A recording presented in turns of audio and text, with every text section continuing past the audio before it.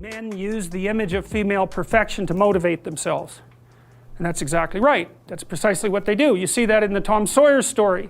So Tom Sawyer is about 12 years old, and he's still hanging around with his friends like Huck Finn.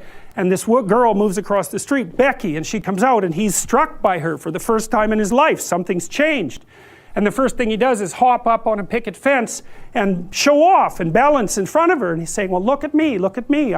He's like the male bowerbird building something beautiful so the female will approve of it. And it's motivation. You know, and that's something that I think modern women don't really understand about men. They don't understand that, at least to the degree that males are uncorrupted and not bitter because of being rejected, they're doing everything they can to kneel before the eternal image of the feminine and try to make themselves worthy. That's the chivalry story, right? That's what you should encourage in your partner. So out of chaos emerges this first form. It's the feminine form. It's partly the form that represents novelty as such. So, and on one hand it's promise, on the other hand it's threat. That you wouldn't believe, and I don't know, because I don't understand the situation with women as well as I understand the situation with men, obviously, being a man. But I don't know if women have any idea how paralyzing they are to, especially young men. A very large number of my clinical clients, but also young men I've talked to in general, are absolutely terrified of women because they're terrified of being rejected.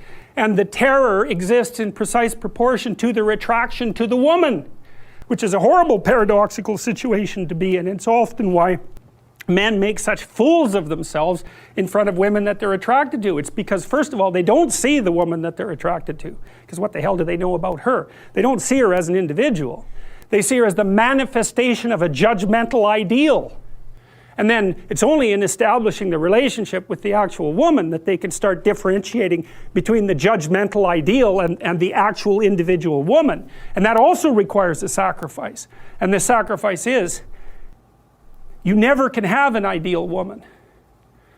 So to have a relationship with any woman, you have to sacrifice the relationship with the ideal woman. And you have to see the individual woman and separate her from the ideal. And that's the same thing that happens to the hero in Sleeping Beauty, right? He sees the evil queen who actually turns into the dragon of chaos.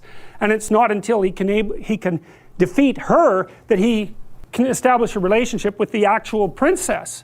And that's exactly the case. I had one of my clients who ran this men's group, which was quite interesting. One of the things they had the initiates do, which was very intelligent, was to go out and ask 50 women in one day for their phone numbers. Why?